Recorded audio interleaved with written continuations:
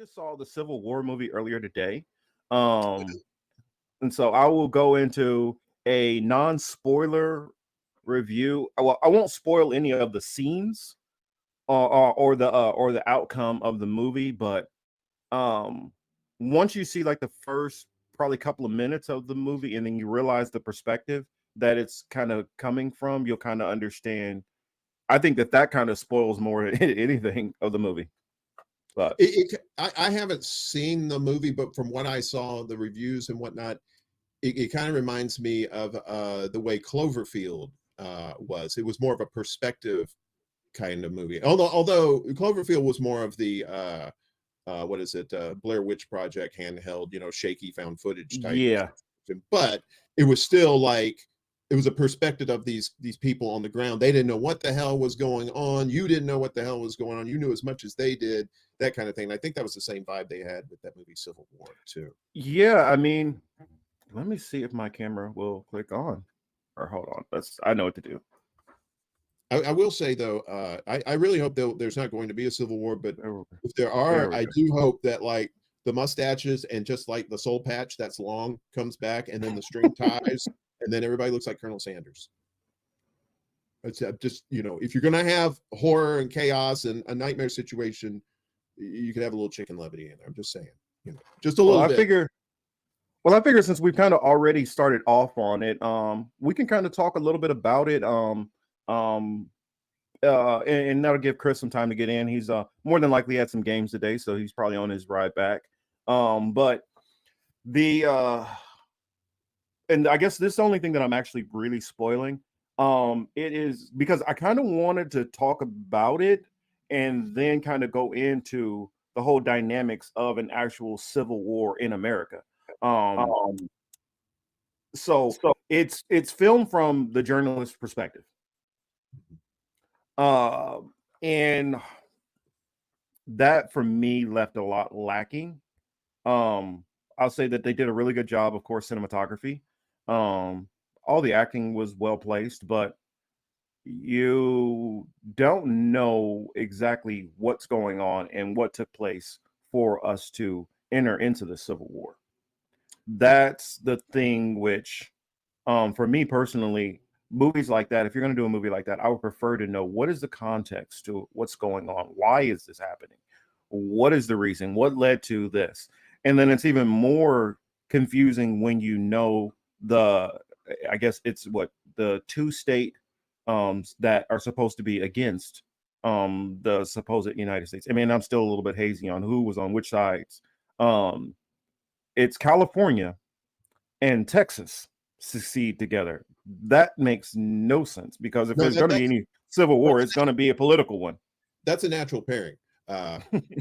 Well, I mean, if you think about it, though, from an economic standpoint, it is a natural. That's the thing about Texas is like we can work together economically. Just don't send those hippies over here. You know what I mean? That's how it would work out, because economically, I mean, what is California is like the 7th largest economy in the world. I don't know how large Texas is, but Texas, to be fair, they have their own power grid, so they're already self-sustained. But we've seen in the past, in real life, when the ice storms hit Texas and that grid went down, and they were all like, and they weren't connected to the national grid. It was like,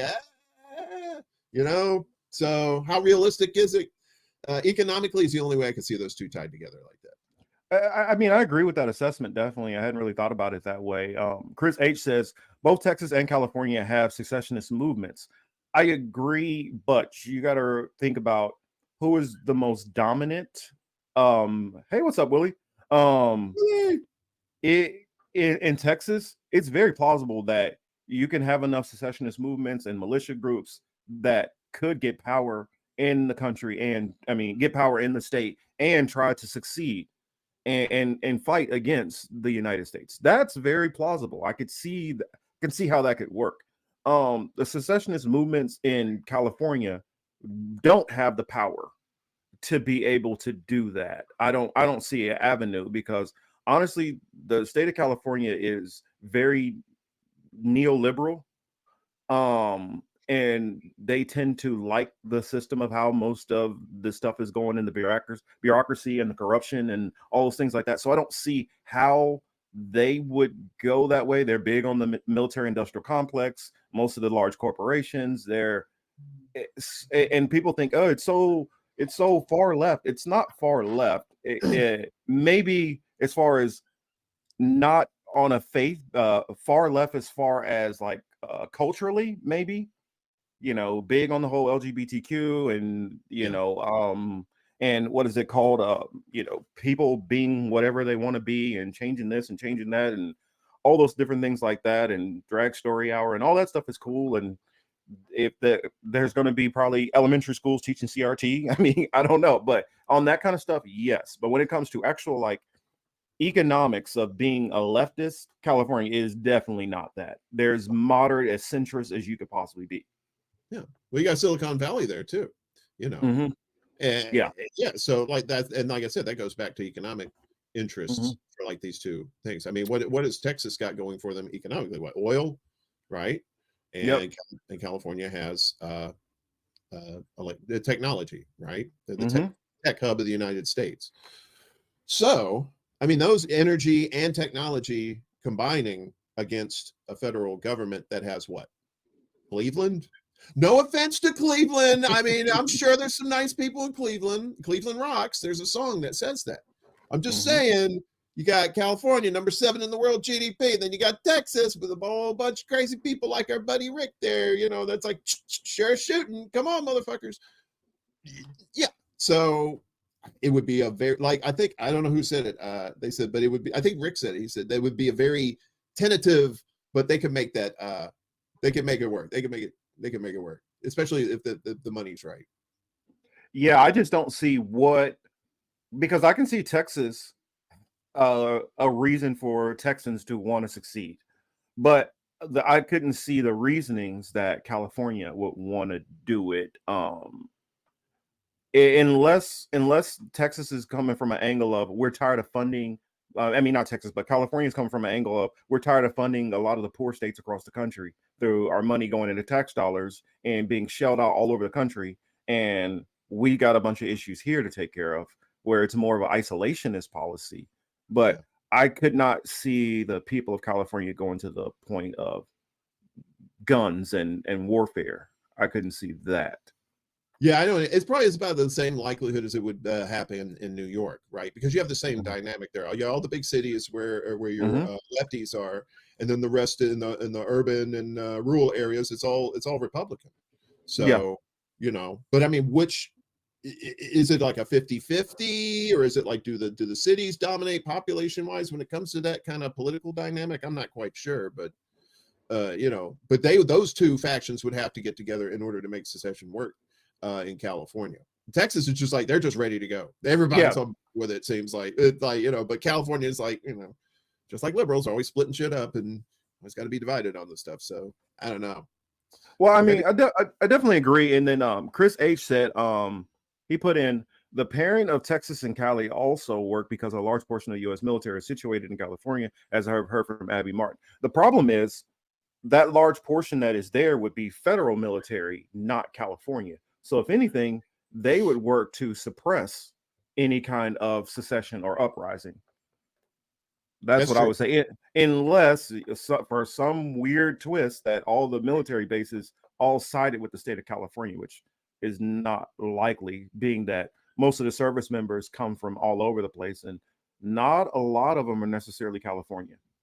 That's true. And I don't think, even if it did happen, it wouldn't happen all at once. I think it would have to, if it were to happen at all, I think it would have to take one base to be actually like, overthrown or whatever you want to call it, like in support of the state. And if one base sees that, then another base is like, might be emboldened to take the same action too.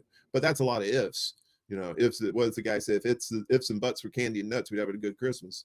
And, you talk about, well, if they did this and that, you got to get like, the hipsters together out there with the mountain people and try to get them together to separate California. That is a tall order, my friend. And I got to push back on Meteor Dreams. It says, how come you always shit on California? It's the best state in the U.S. I feel like states it's all subjective. It's all subjective. It all depends on the person and what they like. I I'm not a fan of the overcrowding here. It's the most overcrowded place I've ever lived, and it makes anything good about it kind of be watered down very quickly by all the overcrowding. But I get it. If people live here and grow up here, that's their thing. But that's the thing. Who's left? Right. I mean, I don't know how it is in LA now. When I was there was kind of an exodus of like people who'd been there for generations were starting to get priced out. And then I get to New York and it was just like, where the fuck all these white people come from? Where's the culture? Where's the neighborhoods? It's like, can't afford it. Gotta go, you know? Well, what you have is you just have more people piled up living together. And so you have more mom and dad, and the kids are staying there, and then those kids have kids, and you got a bunch of people piled up, and then it makes parking horrendous. So now you're parking 3-4 blocks away from your home because you can't park nowhere near, and it's just driving everything up. I mean, another thing that I found interesting about while we're still on the topic of the whole Civil War thing, one thing I never understood, and Rick brought up a good point about how Texas is segmented. The whole country is really segmented. Like even some people, they'll think like, oh, these flyover states. Like I grew up in what would be considered a flyover state. Kansas and Missouri, those areas are looked at that way. But even though Kansas is I don't know, it's just recently went blue for a little bit. It's been typically a red state, and Missouri flips back and forth, red to blue all the time. The rural areas are very red, but Kansas City is very blue. Wichita is very blue. Topeka is very blue. St. Louis is very blue. Springfield is very blue. I mean, the Ozarks is really red, but you have all these different pockets, and how the country's kind of segmented anyway is most of the cities for the most part are like 60 to 70% blue. Or at least blue leaning, blue aligned, and the rural areas are more dominant red. And it's always been weird to me when people talk about a Civil War because I can never see how that works. I mean, it just never made sense to me. How would that work? Even in Alabama, for instance, or Mississippi, you're going to have, maybe what do they do? Dominate all the other people there. And then you have this area of the southeast that's red, and then kind of parts of the southwest, while other parts of the southwest are, because it's not like a little small area that can be encompassed, it's large chunks that would be blue and red, and whether they're just fighting amongst each other over here, and then like parts of the north are just kind of not doing anything. And because I mean, when the Civil War took place, we're talking about an area where most of it took place only in probably about a fourth of the country. I mean, you had the whole West, like literally nothing was happening. It's like they were going through their normal day, and they could care less what was happening. That's how big our country is too. It's like people forget the United States is pretty damn big, and to be just totally separated from this entire conflict that's going on, that and still be in the same country, that's pretty big. Yeah, I mean, I drove once from. Well, when I came out here to California, I drove from Florida on out. So I got to see it takes a long time to get across this country. It took us 2 days to go across Texas. That's how huge Texas is. People don't realize how big Texas is. Bigger than some of these European countries over there. It's crazy big. Oh yeah. And spending my time in Europe, I mean, when I was over in Europe, I was able to bounce to different places very, very quickly. Yeah. So the whole idea of a civil war, I could never fathom it ever being possible, even though I would always hear these people talk about it. And then I was think, okay, so what you're saying, that a whole state is going to somehow, because the military bases in their state, now they have, the stealth bomber, that is just going to work that way. And even if you had that, do you have the I mean, it didn't make sense. you got Buford in the cockpit. How you fly this thing? I don't know. Where's your stick shift? Just stick shift. Where's the clutch? Right. Well, yeah. I'll tell you this: you can't have a civil war unless these states that want to secede, they're going to need outside help, because they're going to need because they're going to be up against the resources of the United States government, which is the rest of the country, with all the bombs and all the jets and all the tanks and the people and the glavin. So they would need like help from like Mexico or Canada, or somebody that's willing to give them arms and stuff like that. And who's going to do that? Who's going to give Texas arms, right? Oh, to piss off America? Well, I don't know. Probably a lot of people would probably do it just to piss well, and that's a good point you brought up, because the same thing, if let's say in this weird hypothetical realm, California and Texas did make this alliance and said they're going to fight against the U.S. Well, all the rest of NATO would fund the American government to suppress them. Right. So I never understood how it made sense. Yeah, And it's like picking a fight at somebody's house, and you step outside the door and you're like, you can't get me. And then they just reach through the door and just punch you. Yeah, it's like, no, we got NATO, and it's like, how are you going to do this against the rest of the world that has all these armaments and stuff like that? You could probably maybe try and get Russia and China on your side, maybe, but that's World War III. That's not a civil war. That's World War III. Yeah, and that's what would happen too. If it did ever get to that point where it's like, okay, now you got tanks and jets bombing different American cities. For one, how would you be able to keep track of who's on which sides? That would get confusing really quickly, because you have people who have moved from all different parts of the country to different areas. You have the immigrants who have come in from different areas who, okay, now you might be from, say, Zimbabwe, but now you live in Minnesota. How does that work, and how do they fit into that dynamic? And then here's the thing: if it gets to that point where it's like literally like rampages and a front line and a war front, well, how long before some other country decides, well, why don't we come in and dominate them from the outside since they're weak? Exactly. Yeah. And so them getting together against the rest of the world doesn't make sense, right? Because, like I said, if you, the only way they could do that is if they had some sort of outside resources or somebody helping them, because the resources they have within their states alone is not going to be enough to build like giant missiles and armies and stuff like that. So they're going to need outside help, and that's going to mean World War III. There's just no way around it. That's where unless they're saying that there becomes some kind of fragmentation of the military where it splits into multiple parts, and you got this general over here who's like, somehow he controls all of these bases of a line behind this general, and then this admiral is aligned with this general, and it would be, honestly, it would just, I think it would be a self-destruction of the U.S. Yeah. Well, and then don't forget the refugee crisis that it would create too, because not everybody's going to want to stay in those war-torn areas of the Civil War. They want to get the fuck out and go somewhere safe, go out west or whatever. So you're going to have that problem confounding things too. Well, yeah, I mean, that's a good point. And then also, would Canada and Mexico want to allow all those Americans who are fleeing to come into the country? I mean, if I was Mexico, I'd be like, remember how you guys were with, how you guys have treated like a lot of these immigration issues? Well, yeah. Why don't we treat you guys the same way? Yeah, their Mexican version of Kamala Harris. Do not come. No ba. What's it? No vámonos. No vámonos. No vámonos. No, wait a minute, let me do it nasally. No vámonos. No vámonos. I don't even know if I'm saying that right. I'm sorry, Miguel. You're saying no go. No go. Do not come. Yeah. So they probably would. They'd be like, unless there was some sort of financial benefit to having those refugees coming to the country, they'd be like, nah, fuck that. Member berries? You remember all that shit? The camps, the kids in cages and all that shit. You remember that? Yeah. So, people got that Biden I forget shit real easily memory, and that shit was just recent too. And that's what I'm saying. I don't think any of the other countries would allow Americans to flee en masse to them, even if you were hopping on planes. I don't think Great Britain is like, yeah, go ahead and bring them back over here. No. I know France would be like, fuck no. Yep. And then we couldn't go to any of South America. It would not be a good deal, because they'll be like, remember all you guys' tax dollars, what you've been doing to our countries down here? Yeah.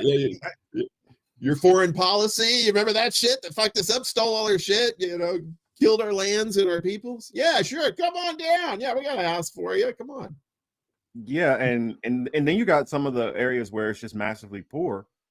They're going to think that you're coming in with a lot of wealth. And so now you're a target for that. I mean, so I think that, America would just be in a bad situation if it could never recover and become Yeah, it would turn into a hellscape if there was ever a civil war. I don't mean to be that guy. I try to stay positive, but you got to keep it real too. I mean, things ain't looking that great as is. Without a civil war. I mean, that's just one powder keg away from one redneck shooting the wrong person or something like that. And here we go. Because it just seems like, and if they could profit off of it, that's another thing too. If whoever's funding both sides, and there's going to be one group side and they fund both sides, because we know that game. We know that children's tale from the sea. So if it's going to be profitable for these people that's funding both sides, you could see it pretty soon. Not saying, just saying. Yeah, Chris H says today's Argentina might take refugees, and I would say a small amount, maybe, but you don't know which Americans you're getting and their mentality and how that's going to affect your economy. You just would not, like, for instance, people talk about with the Palestinian issue. Well, they say, well, none of these Arab countries want to take them in. And for one, you got different viewpoints, different belief systems, but just bodies, amount of people. How does that work on your economy as far as having an influx of people all of a sudden? Yeah, it's not like couch surfing where it's like, can I crash on your couch for a couple of weeks? We're talking about thousands, millions of people who who are looking for a new home because their old home is now crumbled and dust and so who's going to take them in, right? Where can they go? Yeah, I don't know. I really don't know either. And we're not talking about like a country of like say 3 million people needing places to go and being able to spread all over the place. We're talking about 350 million people. That's easily going to be millions having to go places. That means one country probably taking 200,000 people all at once. Nah, it doesn't work. How are they going to get there too? It's like, whether they're just that's a lot of plane trips. It's a lot of plane trips, and then you got to get through customs at the airport, and they're like, you're from America. You're gonna make it past the airport. So it's like, I think this is the whole plot the whole time is to start populating Antarctica, because what's down there, man. You and I have talked about this before. All the spaceships. But I wouldn't be, all kidding aside, I wouldn't be surprised if they said, we're going to Antarctica. We'll just huddle together, stay warm, maybe fuck some penguins or something. I don't know. We'll do whatever. Better bundle up. There's a lot of land down there. Well, it's ice technically, but there's land underneath it, and probably some spaceships, and probably Atlantis, and but what if all those people, because there's so many people, they increase the body heat of the area, and then you start melting these glaciers, and it floods the world. It's like, you can't get away from fucking up the world, America. It's like, look, we got out of the country, and then we went down to Antarctica, and we melted the shit. Now the penguins hate us. Everybody on the coastlines hate us. Oh, yeah, there we go. It says maybe the Stargate. Did you guys already talk about that Civil War movie? We talked about it, but we can double back. No, I didn't see it. I haven't seen the trailer for it. I've just read about it, but I didn't know if it was worth all the hype that I was seeing about it. Well, it was good cinematography, good action. I'll give it that for the action parts. But it was basically filmed from the perspective of a journalist, and it's like it almost feels like it was directed from the lens of directed from like a photojournalist, like somebody who's like, I don't even know what's going on or why anybody's doing anything. I'm just filming what's going on, and I'm just a neutral party. Okay.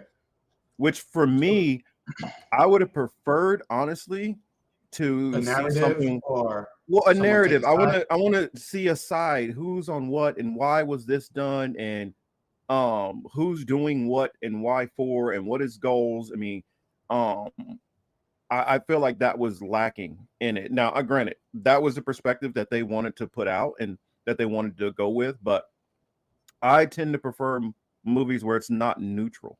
I want to know where people are. Now, maybe I might agree with the villain.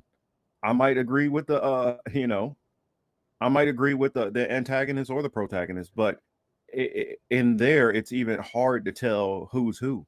Now, Hmm. because you well, and then you see things that happen from both aspects, both sides of it, and then you also wonder, okay, well, are these people part of this? Are those people individual? Or are these people this? And you kind of get a vague sense of where some people stand, but you don't know the alliances to anything. Because like one of like kind of a throwaway line in there, they talked about the Florida alliance fell. So I guess they were trying to build an alliance with Florida, but are we talking about, is this a lean left?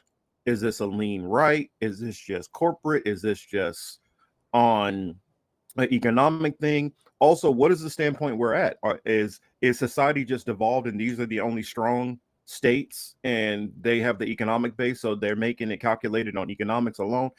All of that analysis is like completely void in the movie. None of that takes place. Well, it was I was watching Critical Drinker, and he was reviewing it, and he made a good point about it. He said he believed that the movie was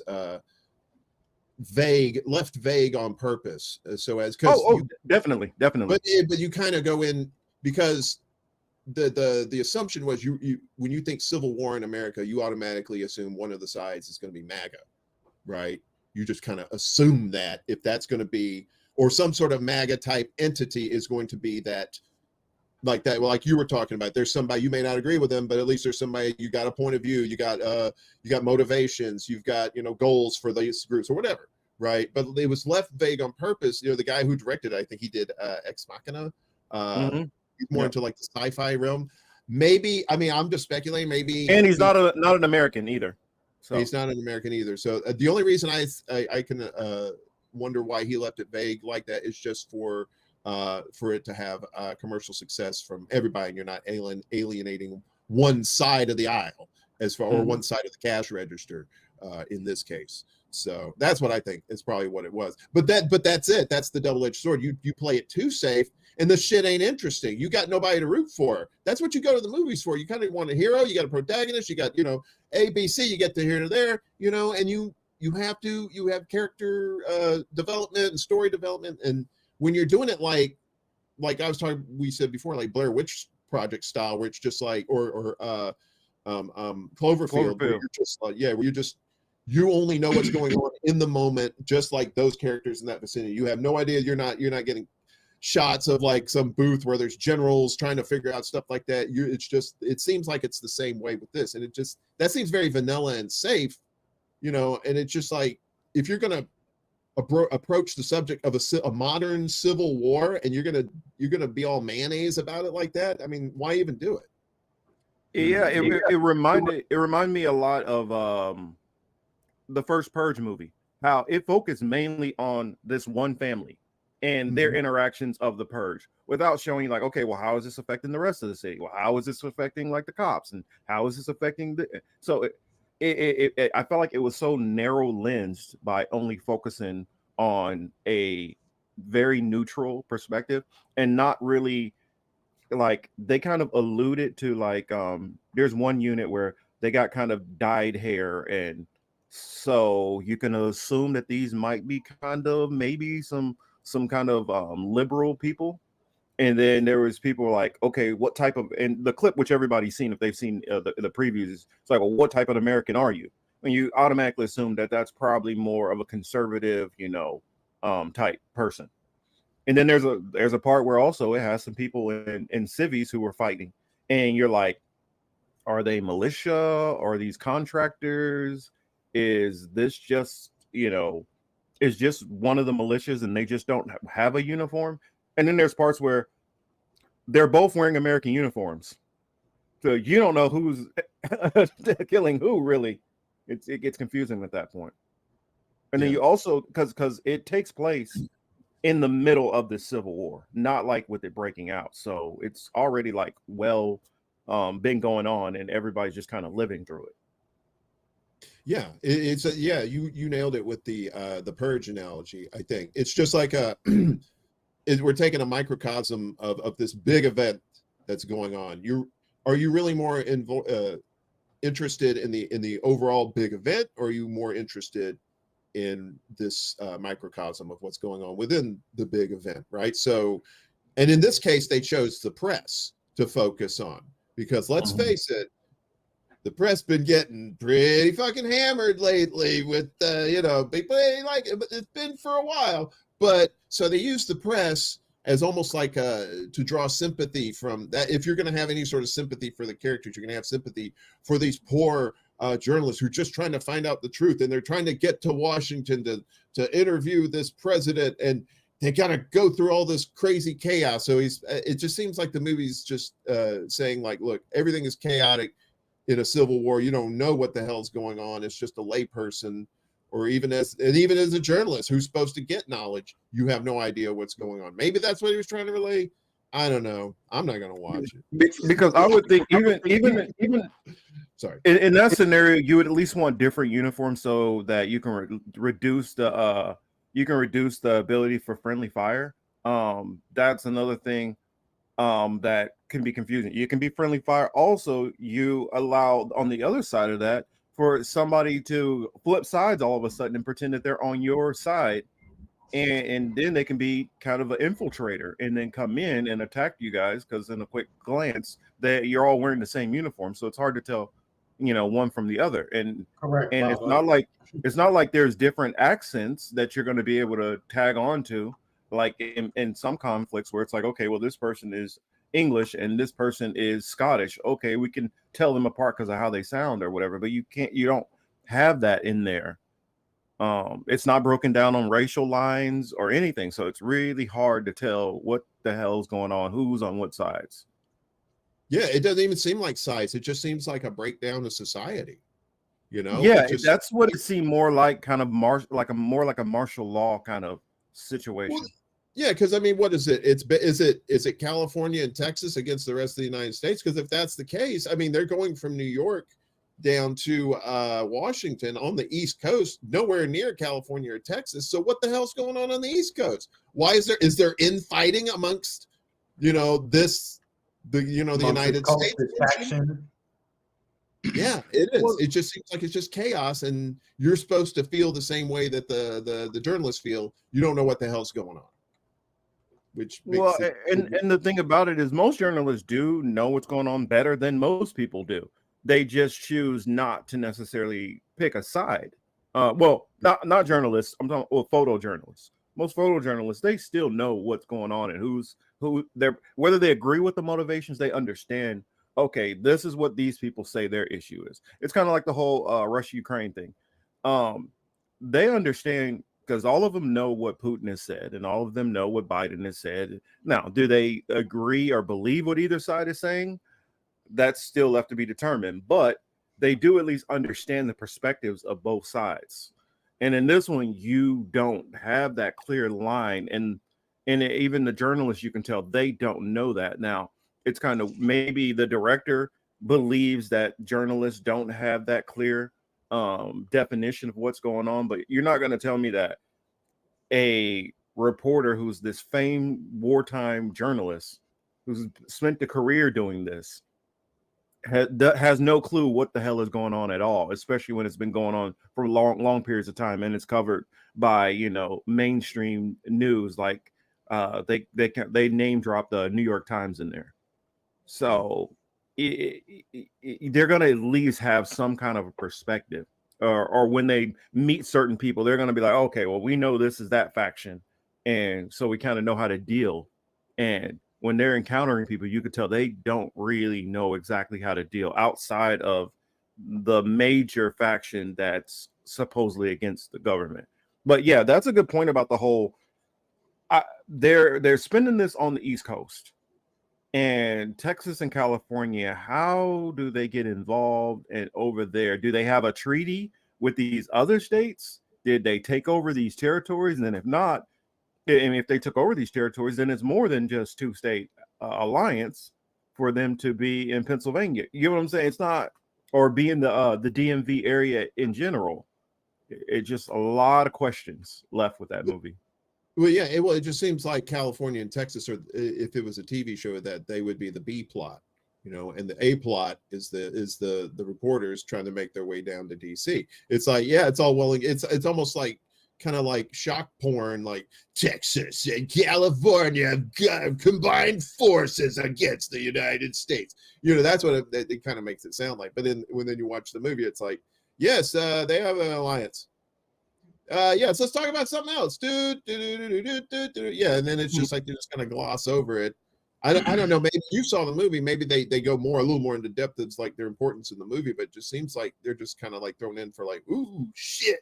Holy shit, man, California, Texas is seated. Holy fuck. It just seems like they threw that in just for that little shock value. And it actually doesn't mean anything. No, there's a little bit more to it, but you just don't. It's kind of like you don't understand what exactly end games are. You don't understand. Well, except for you understand the military's aim. Well, this faction, that two-state faction, you understand their motivation. But even then, I'm like trying to remember, was it the two-state who was the president's side, or were they against the president? And it gets kind of confusing and convoluted to figure out.